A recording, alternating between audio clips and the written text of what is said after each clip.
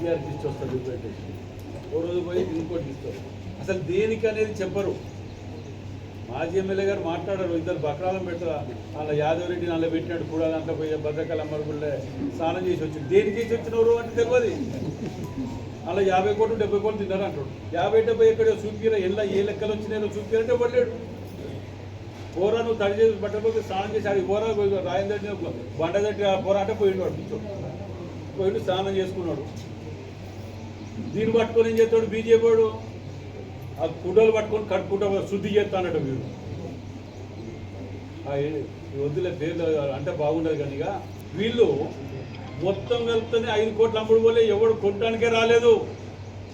అప్పటికే 50-70 కోట్లు రాయన్ రెడ్డి పోయింది. అరే మనుషులా పశువులా వీళ్ళేమైనా దీనికి ధర్నా చేసినాం. ఈమె పోయి అక్కడ పోయి కూడా ఆఫీస్కు ధర్నా చేసి ఆయన పోయిండు పసుపు రంగు కట్టుకొని ఆయన అది చేసిండు. మరి ఏది ప్రజలకు ఏం జవాబు చెప్తావు, మీడియాకి ఏం చెప్తావు? ధర్నాలు చేసింది అని చెప్పారు కదా, ఏం జవాబు చెప్తావు అంటే ఊరికే ఈ కౌన్సిలర్గా కూడా గెలవలేను ఎదవలతో నేను పోయి మాట్లాడంటే నాకు కూడా గలీజ్ అనిపిస్తున్నాడు. ఊరికే వీళ్ళ స్థాయి దిక్కి నేను ఏమని చెప్పాలి? వీళ్ళ చరిత్రలు, వీళ్ళ పార్టీ ఆఫీసుల చరిత్రలు, వీళ్ళ బతుకులు ఇవన్నీ నేను మొదలు పెడితే నేను దిగజారవలసి వస్తుంది. అట్లాంటి ఆరోపణలు చేయదలుచుకోలేదు. మరి నేను ఎన్నడన్నా గిట్టిన నాకు తిక్క పుడితే నేను మళ్ళా నేను మొదలుపెట్టిన అనుకోండి, ఇక ఆయనతో మీకు ఇది కూడా ఉండదు. ఇక ప్రజాక్షేత్రంలో ఆయనతో కూడా ఎక్కడ అవపడదు. అది వద్దు, మంచి పద్ధతి కాదు, సంస్కృతి కాదు. మీరు పోరాటం చేస్తే దాని గురించి వాస్తవాల మీద, సమస్యల మీద చర్చ ఇచ్చేటట్టు ఉండాలి, ఒక సాంప్రదాయబద్ధంగా ఉండాలి. అంతేగాని ఏది పడితే నోటికి ఏది వస్తుంది ఉరుకుంటూ పోతాం, మేము ఏది వస్తే అది మాట్లాడతామంటే ఎవరిక్కడ అందరికీ వస్తుంది, మీకంటే ఎక్కువ మాట్లాడగలుగుతాం. దాంట్లో ఇంత కొడితే ఏంటి అంటే మేము అప్పుడు గతంలో వీళ్ళు 20-25 గుంటలో షాదీఖానాకి ఇచ్చారు. అది పెద్ద బొందది, ఓ తాడి చెట్టు లోతు ఉంటుంది కాబట్టి వాళ్ళకి ఇచ్చింది. మేము వచ్చిన తర్వాత ఇట్లాంటి అన్నీ ఫిల్ చేయడానికి భద్రకాల మోహదాంటకి ఉన్న మట్టి అంతా తీసుకొచ్చి ఫిల్ చేసినాం. ఫిల్ చేసినాక ఏం చేసిండ్రు, ఆడ ఇల్లు కడుతుంటే షాదీఖానా కడితే ఉంటుందా, ఫిల్ చేసిన మట్టిలో ఉంటుందా అని చెప్పి మైనార్టీ ఆఫీసర్ లెటర్ పెట్టిండు కలెక్టర్. మేడం ఇక్కడ మాకు ఇది షాదీఖానాకి ఇచ్చింది కానీ ఇలా కన్స్ట్రక్షన్ చేస్తే పిల్లలు కుంగిపోతే లోపలికి పోతుంది, వేరే కార్డు ఇవ్వండి అని చెప్పి ఆయన పెట్టిండు లెటర్. కలెక్టర్ గారు ఏం చేసిండ్రు, కరెక్టే కదా అని చెప్పి అది క్యాన్సిల్ చేసుకుంటూ వేరే కాడ ఇమీడియట్ అలాట్ చేయండి అని ఆర్డీఓకి లెటర్ ఇచ్చింది. ఇయ్యంగానే దాన్ని పట్టుకొని క్యాన్సిల్ చేసిండ్రు. టీఆర్ఎస్ వాళ్ళు ఇస్తే కాంగ్రెస్ వాళ్ళు క్యాన్సిల్ చేసుకున్నాం అనుకుంటా ఓ కుక్కకు బొక్క దొరికినట్టు పట్టుకొని తిరుగుతా అది పట్టుకొని ఇక సిగ్గులో. అనేది నేను మంచిగా అటు మూలకు మంచిగా ప్లేన్ ల్యాండ్ ఉన్న కాడ ఇస్తే దానికి ఏమైనా ఇచ్చిన విలువ ఉంటుంది. నేను 10 లక్షలు ఇస్తా కన్స్ట్రక్షన్కు ఎస్డిఎఫ్కి వెళ్ళి కూడా మాట ఇచ్చిన. లేదు అని ధర్నాలు చేస్తే కలెక్టర్ గారు ఏం చేసిండు, సరే మంచిది పట్టు నీకు అక్కడనే ఇస్తా పట్టు, మళ్ళీ నీకు పట్టు ఆన్న ఇస్తానే జిద్దుకు ఆన్న ఇచ్చేసింది. ఇప్పుడు అది బొందా ఇక గట్టు నీ కేటీఆర్ అని వినయ్ భాస్కర్ ఎవరొస్తారో కట్టమని ఇక నేను 10 కాదు 20 ఇస్తా కట్టమని చెప్పి అక్కడ ఇక ఎందుకురా ప్రజలను మోసం చేస్తారు ఇట్లా పట్టుకొని ప్రజలను పట్టుకొని మాయమాటలు చెప్పి 10 ఏళ్ళు గవర్నమెంట్ నడిపి సర్వనాశనం చేసి ఇంకెవరి ముంచడం ఎవరి నాశనం చేద్దామని చెప్పి తిరుగుతారు ఇట్లా మాయమాటలు చెప్పి. ప్రతి అడుగున విషమేనా? అసలు విషం లేనుకుంటారు, తక్కకుంటే ఒక్క రోజున బతకగలుగుతారా మీరు? చిల్లర వేషాలు, చిల్లర బుద్ధులు ఇదే. సుమారు 20 నుంచి 25 ఏళ్ళ సమస్య పరిష్కారానికి మార్గం దొరికింది. చాలా సంతోషంగా మరి కాజీపేట్ దర్గా దగ్గర ఆనుకొని ఉన్నటువంటి రైల్వే ట్రాక్ ఎంబడి రోడ్లో హుసూర్ పాషా గారు పెద్దలు వారి యొక్క సహాయ సహకారాలతోటి ఆ సమస్యకు పరిష్కారం దొరకటం, మరి ఆ రోడ్డు గోడగుట్ట, కడుపుకొండ, ఇందిరానగర్ ఇవన్నిటికి కూడా ఇదంతా తిరిగి వెళ్ళేవాళ్ళు. దాని గురించి ధర్నాలు, పోలీస్ పికెటింగ్లు ఎన్నో జరిగిన సందర్భాలు మీడియా సోదరులందరూ మీరు చూసింది. కానీ దానికి సమస్య మనసుంటే మార్గం ఉంటుంది అన్నట్టు ఆ సమస్యకు పరిష్కారం దొరకబట్టి వాటిని ఈరోజు ప్రారంభించుకోవడం జరిగింది. ఆ రోడ్డు సుమారు ఒక నెల లోపల రోడ్డు పూర్తి స్థాయిలో కంప్లీట్ చేసే విధంగా ఒక టార్గెట్ డెడ్లైన్ కూడా పెట్టడం జరిగింది. ఇదే విధంగా మన ఆర్ఈసీ రోడ్ నుంచి బయటికి అటు వెళ్ళే రోడ్లో కూడా సుమారు 25 కోట్ల రూపాయలు శాంక్షన్కి ప్రపోజల్ పంపినాం. దానికి అనుకూలంగా స్పందించి ప్రపోజల్ కూడా యాక్సెప్ట్ చేస్తున్నామని చెప్పి కూడా మన చెప్పటం, మన ఎంపీ గారు కూడా కడియం కావ్య గారు కూడా దాని మీద మంత్రులతో మాట్లాడడం, ఆ సమస్య కూడా పరిష్కారానికి మార్గం ఉంది. కానీ మనము ప్రతి ఏ రోజు ఏళ్ళ తరబడి కొట్లాడేటువంటి సమస్యల మీద పరిష్కారాలు వెతుక్కుంటూ ప్రతి గల్లీలో రోడ్డు పోసుకుంటూ డ్రైనేజీలు కట్టుకుంటూ అన్ని సమస్యలని పరిష్కారం చేసుకుంటూ పోతున్నాం. రాష్ట్ర పరిధిలో ఉన్నాయి. ఇక నిన్న మొన్న చూస్తున్నాం కొన్ని దొంగలే దొంగ అని మాట్లాడే విధంగా మమ్మల్ని మర్చిపోయినరు, మమ్మల్ని ఎవరు పట్టించుకోవట్లేరు అని చెప్పి ధర్నా కార్యక్రమాలు పెట్టారు. అసలు వాళ్ళకు నిజంగా కూడా ఆ ధర్నా చేయడానికి మనసు ఎట్టు వచ్చిందో కనీసం సిద్ధనిపించలేదా అర్థం కాలేదు. నేను వచ్చిన తర్వాత గతంలో తేనని డబ్బులు 16.5 కోట్లు బిల్లు అడ్వాన్స్ నేను ఇప్పించి నేను చేసుకొని వస్తే ఆయంత ఆ డ్రింక్స్ అవి నుంచి అక్కడికి జరిగి అనుకున్నాను. ఇవాళ దాన్ని సెంట్రల్ గవర్నమెంట్ వాళ్ళు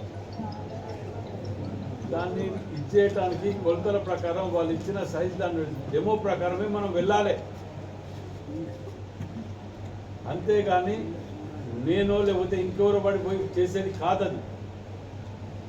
కాంట్రాక్టర్లు ఛత్తీస్గఢ్ బిలాయి నుంచి తీసుకురావాల్సిన మెటీరియల్ 20 బండ్లకు 12 వచ్చినాయి, ఇంకా 8 రావాలి. వాళ్ళ తల్లిదండ్రులు చనిపోయిండనో లేకపోతే ఇంకొక పెట్టో కంపెనీ వాడు చాలా సతాయించటం వల్ల అది సెంట్రల్ గవర్నమెంట్ సంబంధించిన సబ్జెక్ట్. అది మాకు వాస్తవానికి మా డ్యూటీ. మేము తేవలసిన నిధులు తెచ్చినా అధికంగా 5 కోట్లు అడిగితే 16.5 కోట్లు ఇప్పించిన ఇవన్నీ మేము చేసుకుంటూ వస్తే ఒకడు వస్తాడు శక్తిని క్రీడర్ రంగులేస్తానికే 59 లక్షలు అయిపోయినాయి అంటాను. ఒకడు వచ్చి కింద సెంట్రింగ్ కొట్టి లీకేజీలన్నీ ప్యాకేజ్ వర్క్లన్నీ కంప్లీట్ చేసుకున్నప్పుడు వాళ్ళకి కింది అవ్వలేదు. వాళ్ళకి మనందరం ఈ బ్రిడ్జ్ గురించి పోయినప్పుడు అక్కడ ప్రెస్ మీట్ మీడియా వాళ్ళు వచ్చినప్పుడు కూడా ఆ కన్స్ట్రక్షన్ అయ్యేదంతా చూసినాం కదా. మనం అయితే కింద లీకేజీలు అయినప్పుడు సెంట్రింగ్ కొట్టి దాన్ని చేసినాయి. ఇది అవ్వకుండా తెలుసుకోకుండా వచ్చిరాని మిడిమిడి జ్ఞానంతో ఈ చిల్లర వ్యవహారాలు రాజకీయాలు చేయడానికి పనికొస్తారు. అందుకే మీరు ఎక్కడ కూడా దేనికి పనికిరాదు. ప్రజలు మిమ్మల్ని తిరస్కరించి బహిష్కరించినటువంటి వ్యక్తులు మీరు. మేము బతుకున్నామని చెప్పుకోవటానికి ఓ ధర్నాల నిజంగా మీరు బతుకున్నారని నిరూపించుకోవాలంటే నేను ఒకటి ముక్కు సూచన మిమ్మల్ని అడుగుతున్నాను. కాజీపేట డివిజన్ 30 ఏళ్ళ పోరాటం దాన్ని పట్టుకరండి. కాజీపేట బస్టాండ్ పోరాటం 30 ఏళ్ళు పట్టుకరండి. మేము తీసుకొచ్చి ల్యాండ్ అలాట్ చేసాం. దానికి ఆల్టర్నేట్ ల్యాండ్ ఇవ్వటానికి 10 ల్యాండ్ చూపిస్తే ఇది వద్దు, అది కావాలి, అది వద్దు, ఇది కావాలి, మాకు ఏడ పేరు వస్తుంది అని చెప్పి ఇంకా హ్యాండ్ అవుట్ చేయడానికి రోజు ఏదో పిట్టముడి పెడితేనే ఉన్నారు. మేము ఆడికి అడిగినాం మా ఎంపీ గారు, మేము రాటిఫికేషన్ కింద ఆ ల్యాండ్ ఇవ్వండి, మీకు ఏది కావాలన్నా మీకు తీసుకోండి, 10 ల్యాండ్ చూపించినాం కదా, ఏది కావాలన్నా తీసుకోని చెప్పిన అది ఒప్పియండి. మీకు చిత్తశుద్ధి ఉండి రాజకీయం చేయాలి, లేకపోతే ప్రజాసేవ చేయాలి, ఇది ఒక ప్రజలు నమ్మినందుకు వాళ్ళకి న్యాయం చేయాలన్నప్పుడు నేను చెప్పిన డివిజన్ కానీ బస్టాండ్ కానీ లేకపోతే ఇప్పుడు ఇదే బ్రిడ్జ్ బాపతిది దాన్ని ఏమంటారు అన్నారు సురేష్ గారు అన్నారు ఇక్కడ ఎస్సీ గారు ఏ గవర్నమెంట్ దగ్గర డబ్బు లేక ఆగిందా లేకపోతే ఎక్కడ ఆగింది అనేది ప్రజలకు తెలియదు అనుకొని మాయమాటని చెప్పి నాకు జిల్లాలు పట్టుకుని ధర్నా చేస్తా అంటే అది ఎంతవరకు ఏం టీం రావాలప్ప సెంట్రల్ గవర్నమెంట్ మన రైల్వే దాని నుంచి కూర్చోబెట్టడానికి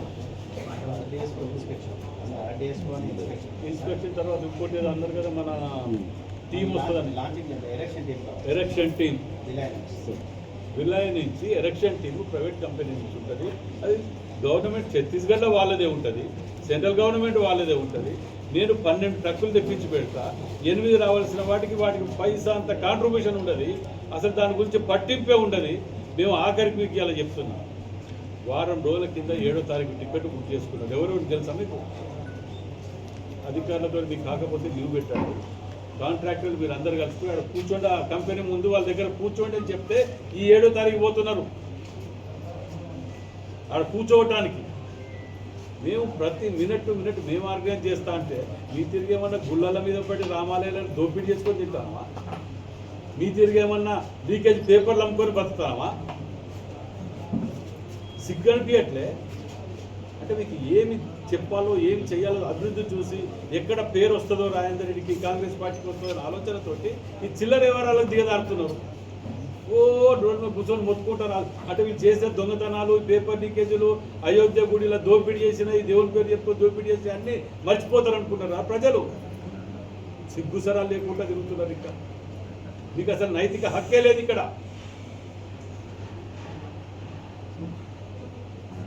ఒకడు పోతాడు, వీళ్ళే ఇదే బ్యాచ్, మళ్ళీ శివాడపురం బ్యాచ్కి భద్రకాళి అమ్మవారి గుడి దగ్గరికి పోయి తడిగుట్టలతో స్నానాలు చేసి పోయారు కదా, 50 కోట్లు 70 కోట్లు అని.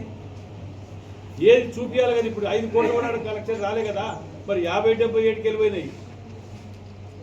అంటే అమ్మవారు అంటే భయం లేదు, భక్తి లేదు, ప్రజలు ఏమనుకుంటారని సిగ్గుసరం లేదు. పోయి ధర్నాల కూడా ఆఫీస్ ముందు కూర్చొని ధర్నా చేశారు ఇదే బ్యాచ్. మీకు నిజంగా కూడా మానవత్వం, చిత్తశుద్ధి ఏదైనా ఉంటే ఆత్మపరిశీలన చేసుకోండి. అవేవి లేవులే, నాకు తెలిసిన కాడికి అవేం లేవు. కూడా కాడ అటు వినయ్ భాస్కర్ వాళ్ళ నలుగురిని బలి చేస్తుంది. తీసుకుపోయి ఆడు ఏం చేసిండు, ఇక్కడ మీరు ఒకటి మంచిగా వినాలి, ప్రతిదీ అభివృద్ధిలో ముందుకు పోతున్నారనే ఒక ఆలోచన దురుద్దేశంతో నన్ను ముందుకు పోనీయకుండా అడ్డుపడుకుంటూ ఇంటిగ్రేటెడ్ స్కూల్ యూనివర్సిటీలా అడ్డుపడితేవి, అక్కడ రానియకుండా చేస్తేవి 200 కోట్ల రూపాయలు రాకుండా ఇదే వినయ్ భాస్కర్ వాళ్ళ అంచెలతోటి ఏబీవీపీ బీజేపీ కలిసి అక్కడ రానియకుండా అడ్డుపడి పేద విద్యార్థులను ఆగం చేస్తేవి పాపం దాక్తుంది.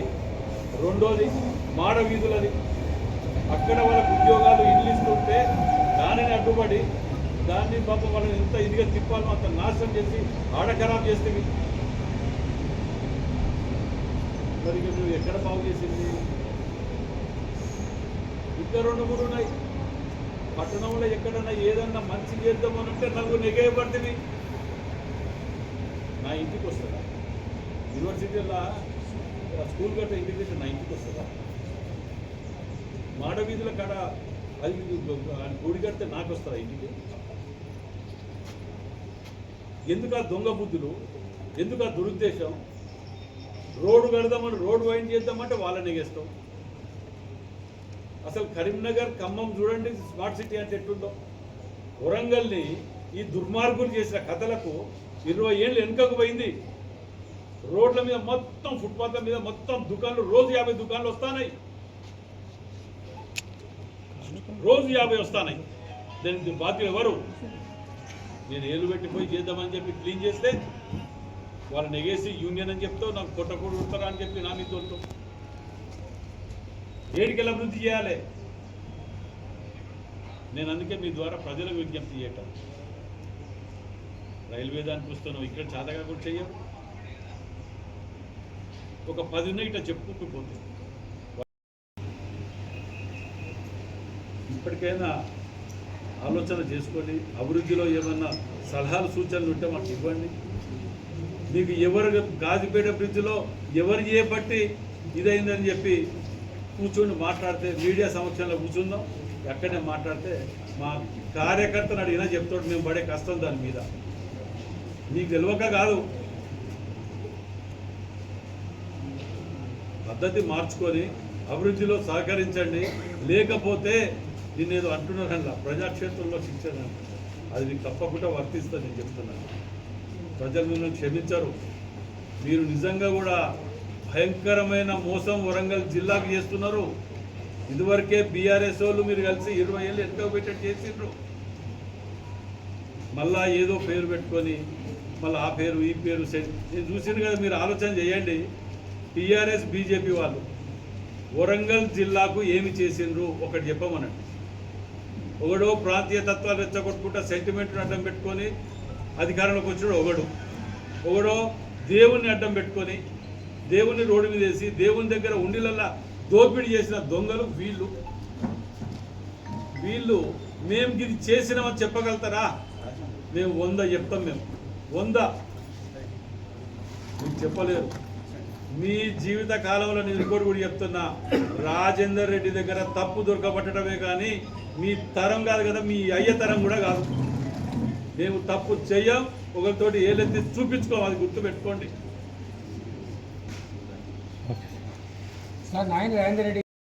వీధులలో మట్టి తీస్తుంటే ఆడికి పోయి ప్రెస్ మీట్ పెట్టి స్టార్ట్ చేయలేదు, పైసలే రాలేదు, 30 కోట్లు 40 కోట్లు తిన్నాడని చెప్పి మాట్లాడబడుతుంది.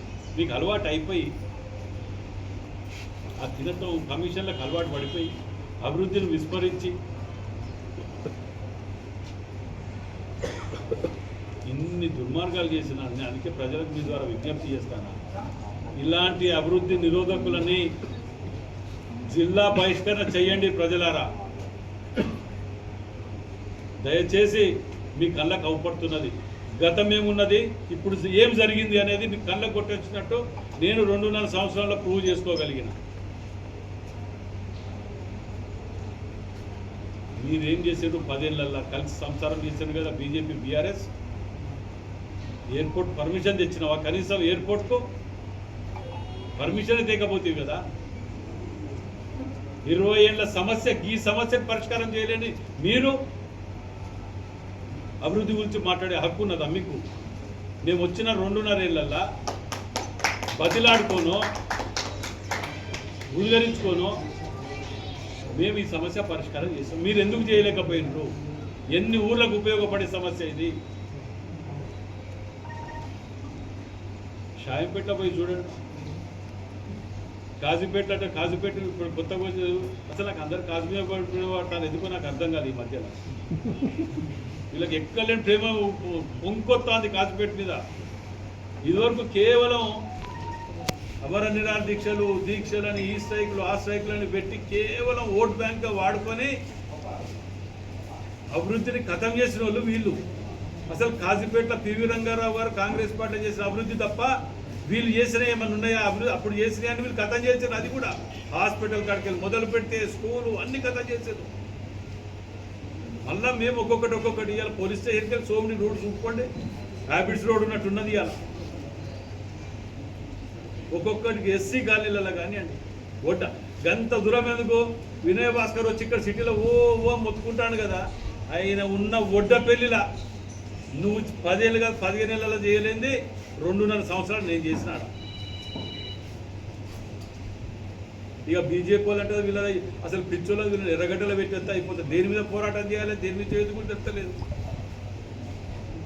మన పేపర్ లీకేజ్ను అది మన గుళ్ళె రాములవారి గుళ్ళె దొంగతనం కోట్ల రూపాయలు ఇవి ప్రజలను తిరుగుడు సరిపోక అయోధ్యలో అవన్నీ ప్రజలు మర్చిపోవాలి. పట్టణంలో కొద్దిగా బీజేపీ అంటే కొద్దిగా ఎక్కువ సెంటిమెంట్ ఉంటుంది కదా అని దాని మీద పడి వేద్దాం అనుకున్నారు. ఇవన్నీ దొరికేవాడికి ఏం దొరకబెట్టరుకో ఇట రోడ్ల మీద పట్టు తిరుగుతా. కాబట్టి మీ ద్వారా ప్రజలకు విజ్ఞప్తి, పట్టణ అభివృద్ధిని ఏం జరుగుతుంది అనేది మీ ఆలోచన ఉండాలి, మీకు తెలియాలని చెప్పి ఆలోచనతోటి ప్రతి నిమిషంలో నేను చేసే అభివృద్ధిలో ప్రతి ప్రయత్నంలో అడుగడుగున ఈ దుర్మార్గులు అడ్డం పడుతున్నారు. వీరిని జిల్లా నుంచి బహిష్కరించే విధంగా ప్రజలు ఆలోచన చెయ్యాలి. ఎందుకంటే వీరు కనుక ఇట్నే వండుకుంటూ పోతుంటే ఉన్న వాతావరణం చెడగొడతాం. ప్రతి చిన్నదానికి ఎట్లా గొడవలు చేయాలి, ప్రతి చిన్నదానికి ఎట్లా పంచాయతీలు పెట్టాలి, ఇదే ఆలోచన. ఏం చేసినాం అనేది మేము 4% రిజర్వేషన్ చెప్పినాం, ఇచ్చినాం. ఎలక్షన్ల ముందు 3 ఎకరాలు ఇస్తామని మాట ఇచ్చినాం.